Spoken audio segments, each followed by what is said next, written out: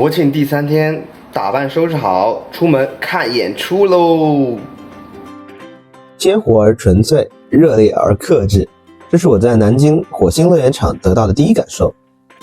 从参加华晨宇生日场的成都线下活动，到成都东安湖体育场的火星演唱会盛况，再到这一次的南京乐园场演唱会，半年时光里，原来我已经在火星走得很远了。人是会无数次被才华所折服的。去过了演唱会的现场，欣赏到了绝美舞台，才会发现珍贵无比。回到乐园场，又带来了很多新的感受。在乐园场里随心所欲，自由自在，但是唯独严令禁止的就是夜排安检进场。在保证安全的前提下，开开心心看完演唱会才是最重要的。尤其是有刷到一些片段，在火星大家都可以做自己，哪怕是清洁阿姨也能很享受轻松欢快愉悦的氛围。在10月5号天刚亮6点半早起，1个小时地铁7点26就抵达汤山音乐谷并进场。经过第一天稍显混乱的前车之鉴，主办方的调整以后，第2天的排队队列显得更加井井有条，而且外场票比我想象的还近。但是天公却不作美，室外的气温应该有30度左右了。我们为坚守抢来的前排又撑起伞来，实在需要补充水源，才和旁边的火姐交接，或者帮他带东西，叮嘱他帮我留下这个位置，这才有机会好好的在火星乐园以及旁边的乌托邦走走看看。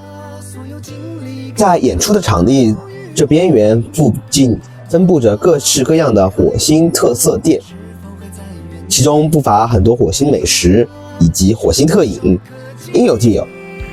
警戒线后排的野餐店早已被铺满，到了难以寻找的地步。就这样走走晃晃到了旁边区域的火星乌托邦。这一块区域是华晨宇为了歌迷粉丝专门圈出来的游玩区域，这里的美食和活动更加丰富，对碰投壶更显得趣味满满。但暴晒的天气让我买了好几趟的水，更没有够多精力关心那些游戏的诸多玩法了。很快下午14点07，华晨宇从舞台中走出来，唱了几首不插电的歌曲和音乐，随后开始了生日环节。又是华晨宇的歌迷或粉丝，如果是当天过生日，就可以联系工作人员收集他们的信息和名字，抽签出来的生日幸运儿可以上台进行互动。生日环节结束，我们称职的代言人就上线，和平精英启动。现场有邀请和平精英主播32分钟，就是长官以及其他人一起在线游戏互动，而小红书号也会进行同步直播，就很自由。尤其是花玩游戏到了青训选手这一块，内娱爽文也不过如此，哈哈哈。游戏时间结束，又在现唱了几首歌曲，等来了那个精彩的，应该算是采烟的表演。挨到了晚上18点40左右，大屏展开，华晨宇登场，结合全面屏可移动科技感，声势浩大的舞美效果又变成了 next level。 小歌迷用不了太宏大的词汇来描述，整个舞台的设计像一个大的行星，就像我们的火星。在舞台最外侧有左中右3块小屏，方便外场观看。在中间屏幕靠里位置有一个巨大的火星球，也将舞台细致划分成了内场的 A1、B1 的2个区域，而利用球形位置也形成了十字延伸台的一个舞台。在某几首歌曲的表演当中，华晨宇会走到这个横向的延伸台，尤其是上升之后和歌迷粉丝进行互动，就显得位置视野距离就更加的近。一些很酷的歌曲，除了震撼的 3D 拉满的舞美，还会有烟花辅助，将气氛更加点燃。真的蛮享受这个舞台这个极致的舞美。除了本场表演，和火姐的交流也让我印象深刻。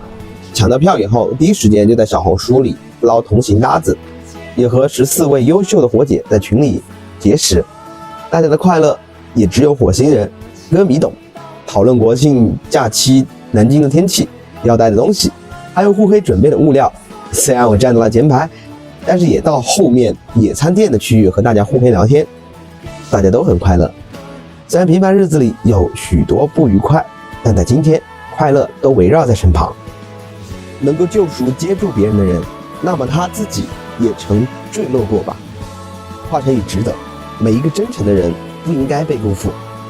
无论是现场的设施，还是舞台的精彩呈现，都是顶顶好的。如果要是实在说一点小小不好的点，那就是前排好累。如果有下一次乐园场或者新形式，那我要躺在后边的草坪安静听歌了，那一定更爽。再会，我是乌托邦，谢谢华晨宇打造的火星乐园。